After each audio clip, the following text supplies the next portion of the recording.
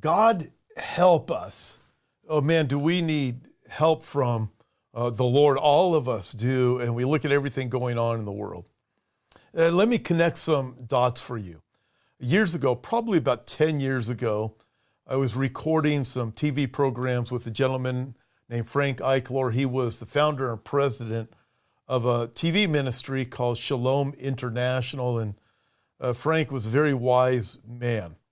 And one day I was asking him about the Jews as we were watching the Aliyah, Jews making their Aliyah from different parts of the world. And the Bible is very clear. God says, I will draw them from the north, the south, the east, and the west. And we could tell that for the most part, Jews would leave certain areas when anti-Semitism increased, and they would make their Aliyah. They would go back to the land. And I asked him, well, what's it going to take to get Jews to leave America? And he brought up simply, hey, in parts of Florida, where you have a lot of Jews, or Los Angeles, New York, and so forth, he said it's going to be an increase of anti-Semitism. At the time, 10 years ago, you couldn't see it increasing, but now we do. And he said the day is going to come. Folks, we're watching that. And again, I just want to say, God help us. By the way, I have a weekly email I send out with a newsletter and attached video devotion. You can get that just by connecting with us. The one sent out this week was from Psalm 3. It's just a reminder where David wrote when he was fleeing from Absalom, Lord, how they have increased to trouble me. There's many who rise up against me. And then as you go further down, he's got his trust in the Lord. And he said, I will not be afraid of 10,000s of people who have set themselves against me all around. And then he closes out that chapter, Psalm verse 3, with salvation belongs to the Lord. Your blessing is upon your people. Listen, we're going to get into some difficult areas here in just a minute. And again, I want to encourage you, listen, we trust in the Lord. Salvation belongs to him, and his blessing is upon his people. A couple of notes tonight, Wednesday evening. Listen, I am going to be doing a prophecy update, talking about the nation of Israel. We're going to pray for Israel and what's going on in the world at the 412 Church in San Jacinto, California. Tonight, November 1st, if you're watching this on Wednesday, and you can arrive there. It's in Southern California, 412 Church. And also, on November 11th and 12th, I'll be with Billy Crone at his conference in Las Vegas, and Brandon Holthouse, November 18 and 19. You can check out the details for each of those at the website at hopeforourtime.com under the events. Okay, so let's get going. And again, I want to remind you of this one thing. Again, where David says, salvation belongs to the Lord. Your blessing is upon your people. Again, if you want the free email, it's free to sign up. Go for it. You can do that on the website. But your blessing is upon your people, Lord. Let us remember that, okay? I'm going to show you a video. It's not horrible atrocity where you see really things that you just can't look at. But the video itself is going to be shocking to some of you. And others of you, I hope you don't say, wow, that's great, because there's a problem there. But I'm going to show you this video. It's showing up almost everywhere now. But it's going to help you to understand a narrative, and it's going to help you understand what is coming. And listen, I urge you, be prayed up, because you're about to see a lot more of this, a lot more of what you're going to see in the video. You're going to see a lot more of it in the weeks and months ahead. This is coming, and again, it's a reminder of my friend's words, Frank Eichler's words. What's it going to take for people, Jews, to leave America and make their Aliyah to Jerusalem? So watch this video. I'll be back in just a second. Hello, my name is Christopher Wood. I'm going to go through and talk a little bit about things that people may not know. Everyone understands there's disease, but the fear that they've pushed is to such a great extent to try to control and manipulate us. So I'm going to talk about who's actually behind it. Who was in charge of the CDC that was controlling and telling our government to shut down small businesses and what they recommend for the mandate? The director of the CDC was Rochelle Walensky, dual citizenship with Israel. She's a Jew. Deputy Director of the CDC, Ann Shawalchik, dual citizenship with Israel, Jew. CDC Chief of Staff, Sherry Berger, dual citizenship with Israel. Jew, CDC Chief Medical Officer Mitchell Wolf, dual citizenship with Israel. Jew, CDC Director of the Washington office. I'm going to This is pertinent to the topic. Let's work through this, all right? You saw that? Think of this. The Holocaust was not just a murder of 6 million Jews. It was also the moral blindness of a nation. During those dark days of the 1930s and 40s, the world saw Isaiah chapter 5, verse 20 come to life, where Isaiah wrote, "Woe to those who call evil good and good evil, who put darkness for light and light for darkness, who put bitter for sweet and sweet for bitter." Nazi Germany was a living embodiment of human beings professing themselves to be wise while becoming fools, being given over to vile passions, Romans chapter 1, and being filled with all unrighteousness. The Bible teaches that these things will become more common as the end of the age approaches. Many will lose the ability to think straight, being consumed with brutish anger, unable to distinguish good from bad or right from wrong. Since October 7th, these mental deficiencies have grown exponentially. On Sunday, for example, in Russia, a group of rioting protesters tried to intercept a flight from Tel Aviv. Why? Because it would have Jews on board. Word went out earlier in the day that the flight was coming. Organizers called, according to the Washington Post, for people, there's a quote, to go to the airport and catch Israelis on the flight. When the flight landed, dozens of people broke past security and onto the tarmac. Passengers from Israel who were about to disembark were ordered back onto the plane. Russian officials say it was a crowd of about 1,200 people. Many carried Palestinian flags and shouted, "Allah Akbar." They searched the airport's terminals looking for Israeli or Jewish passengers. They demanded to see passports. A video shows them stopping cars to ask motorists if they were carrying Jews. As the mob crashed through the terminal, protesters could be heard shouting anti-Semitic slogans. And one rioter explained, "We came for the Jews to kill them with a knife and shoot them." In Madrid, officials estimate that around 35,000 people took to the streets to demand a ceasefire in Gaza. Similar scenes played out around the world, all of them featuring vast numbers of signs written in English, probably for the consumption of Americans.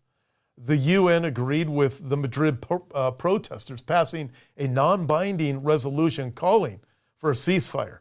But a ceasefire in Gaza right now would not bring peace to that region. It would instead ensure another war as soon as Hamas is replenished with Iranian weapons and Qatari cash.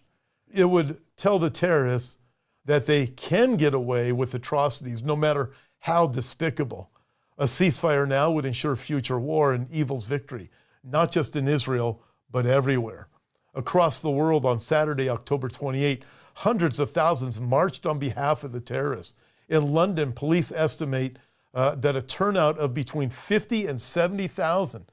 In India's southern state of Kerala, 100,000 marched for Hamas. In Malaysia, demonstrators chanted anti-Israel slogans in front of the U.S. Embassy. There were also rallies for the terrorists in Copenhagen, Rome, Stockholm, Istanbul, Paris, and New Zealand's capital of Wellington. In Berlin, feminists marched in solidarity with people who view women as little more than chattel. And many of these rallies featured LGBTQ plus flags, but those flags usually didn't last long in crowds filled with radical Muslims. Thousands rallied in San Francisco, apparently unaware that Muslim groups like Hamas view that city with particular disdain and hatred. If Hamas leaders could push a button and blow San Francisco from the face of the earth, they would do it happily. Radical Muslim groups affiliated with Hamas have drowned homosexuals, maimed them, and thrown them off tall buildings. President Erdogan of Turkey spoke to a crowd reportedly in the hundreds of thousands. He took the occasion to threaten sending troops into Israel. He also warned the United States of an impending war between the cross and the crescent. That doesn't mean war with Israel, but with us in the United States. By the cross, of course, he meant Christians, or at least the descendants of Christians. By the crescent, he referred to the crescent moon shape that symbolizes Islam. That's part of the strong evidence that Allah was originally considered a moon god among ancient peoples of that region. Anti-Israel rallies continued in New York, where thousands gathered on the Brooklyn Bridge and in Grand Central Station. New York is home to somewhere between 1.6 and 2 million Jews. And what was considered one of the friendliest places to Jews on earth, many Jews feared for their lives and followed repeated warnings to stay inside with doors bolted. Pro-Hamas demonstrators also marched in Detroit, Chicago, and several other American cities. In Detroit, as in Paris and many of the other cities I've listed, a high percentage of the protesters were immigrants from the Middle East. Ironically, these Muslims have joined forces with communists, totalitarians, white supremacists, militant homosexuals, and other extremists. These groups have only one thing in common, sometimes in ignorance and sometimes with intention.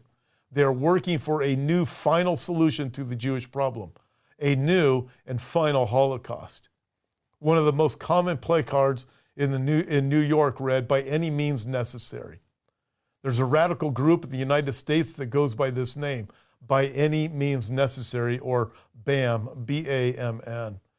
By their own admission, they are radical leftists. According to the ACLU, in the past, the FBI believed BAM to be involved in terrorist activities. But the slogan has been widely adopted outside that organization by protesters against Israel. Consider the implications. By any means includes the use of rape as a political military weapon. The Hamas terrorists proved that on October 7. That's part of what it means to say, by any means necessary. Whatever it takes, do anything. Behead babies, burn families out of their homes, slaughter old people, anything. Destroy democracy, steal human rights. Their mantra justifies all evil. It's an ugly, anti-human slogan. The by any means necessary people see ordinary Americans as their enemies. That means all things Hamas did to Israelis, they see as appropriate for our people in our neighborhoods. What would they want to do to us? They justify Hamas barbarianism by saying they're working toward decolonization. That puts a target on the back of every American because all of us have ancestors that came from somewhere else. If another 9/11 happened and these people were consistent, they would stand firmly on the side of the terrorists. But this isn't really about decolonization. It's about the deep-stated hatred of Jews written into the hearts of vast numbers of people all around the world. Yes, I know that some of the protesters in New York were Jews, but they are a long way from Israel, and I don't think they know what they're really facing. Many of them would like to appease their enemies. Many of them don't know the history of the land of Israel through the centuries or even the last 150 years. They don't think these young Jews understand that the tendency to blame Jews for every evil is a deep impulse in the human psyche. They don't get that they are fighting an ancient enemy and that enemy would destroy them if given the opportunity. To stand with Hamas has nothing to do with the rights and fair treatment of Palestinians. Hamas, from the very beginning, has been about the dissolution of the Jewish state and the destruction of Jews as a people.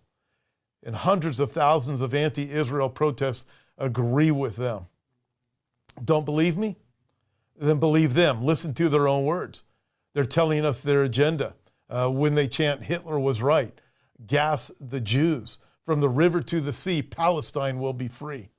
They stand with the neo-Nazis holding tiki torches and shouting, the Jews will not replace us. As much as these groups despise one another, they share a common motivation and a common goal. They hate Jews and want to wipe off the face of the earth the Jews forever. It's illogical for these completely different kinds of groups to work together for a common cause. But as the saying goes, the enemy of my enemy is my friend. From a secular point of view, it makes no sense. But from a biblical point of view, it makes perfect sense. They serve their master, the one Jesus called the prince of this world. God made promises to the children of Abraham, Isaac, and Jacob. Those promises will find their ultimate fulfillment in the return of Jesus. Satan is actually trying to prove Jesus wrong. It's not going to work. He will one day reign as King of Kings and Lord of Lords. But there's an entity in the world willing to stop that by any means necessary. Because of this, Blame the Jews is an ancient refrain echoing through world history. Have a depression? The Jews did it. A war? Blame it on the Jews. A communist rise in Russia? It must be the Jews. All of that is because the prince of this world believes his only chance to defeat omnipotent God is by making it impossible for God to keep his word. Jesus, as far as the enemy can see, can't return to Jerusalem. That's what he's trying to eliminate, the Jews from the face of the earth. Let's look at the so-called occupation.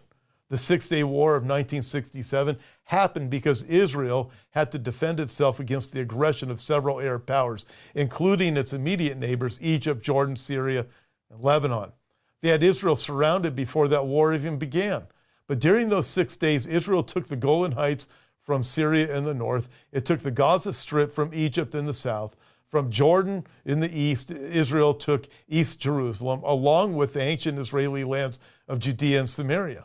They're commonly called the West Bank, referring to its position in relation to the Jordan River. East Jerusalem includes the Temple Mount. Yet for the sake of peace, Israel continues to allow Muslims control of that area. Even so, for the first time in almost 2,000 years, Israel's ancient capital again belonged to Israel. They took it from an enemy bent on their nation's utter destruction. And here's the interesting thing. Jordan does not want Judea and Samaria back, and Egypt doesn't want Gaza back. Israel did not take these lands from the nation of Palestine because in the history of the world, there has never been a nation of Palestine. Israel has been so desirous of peace that it has been willing to buy into the two-state solution, even though they knew it would create a new nation full of mortal enemies next door. Israel was more than willing to allow Gaza and most of the West Bank to form a new nation called Palestine. To give peace a chance, Israeli leaders made deals that undercut their own security and made their own people vulnerable. But the Palestinians either backed out at the last minute or they entered the agreements, never intending to fulfill their end of the bargain. The Oslo Accords are a great example. The Palestinians agreed to renounce the use of terrorism and other acts of violence. That never happened. It never came close to happening. The Palestinian Authority agreed to recognize the nation of Israel, but their schools continued to teach children horrible lies about Jews stealing their land and the necessity of wiping Israel off the map. Public schools taught Palestinian children the glories of martyrdom, teaching them that their families would be financially rewarded and that martyrs would go immediately to heaven if they died killing Jews in suicide bombings. Hamas hated even the small concessions the PA made at the Oslo Accords. The founding documents of Hamas state that it is their duty as Muslims to destroy the Jewish state. More than 100 Columbia University professors recently signed a document justifying Hamas atrocities. It said military operations and state violence did not begin that day, but rather represented a military response by a people who had endured crushing and unrelenting state violence from an occupying power. To butcher children and their mothers is not a military action. It is about something deeper, pure hate. From before Israel became a nation, Muslim Arabs, by and large, hated the Jews and wanted to destroy them. That hate and desire to kill did not happen because of Jewish settlers in Judea and Samaria. It was already full-grown before Jewish settlers ever set foot in that area. They say the hate and desire to kill came as a result of Israel putting up walls and checkpoints.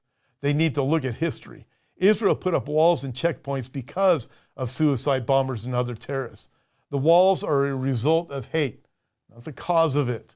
The ancient rage among the nations starts with a rebellion against God, and it manifests itself as hatred of Jews. It has little to do with the modern state of Israel because it was around for millennia before 1948. It is the same hatred that lifted Hitler to power in Germany and fueled his murder spree across the world. And it's happening again. But this time, because of globalism and travel and technology, the world is smaller, more interconnected, and the weapons are beyond imagining. Mindless rage engulfs more and more of our whole world. Chaos descends and chaos rises. Regular people are horrified at how dangerous the planet has become. I don't think it will be long before Satan presents a solution in the form of a man, Antichrist. But before that, Christians will be gone. We will be raptured. Listen, I want to encourage you to put your hope in the Lord Jesus Christ. May God help us. We can see everything going exactly the way Jesus warned, exactly the way the Old Testament authors warned, exactly the way the other books of the New Testament warned.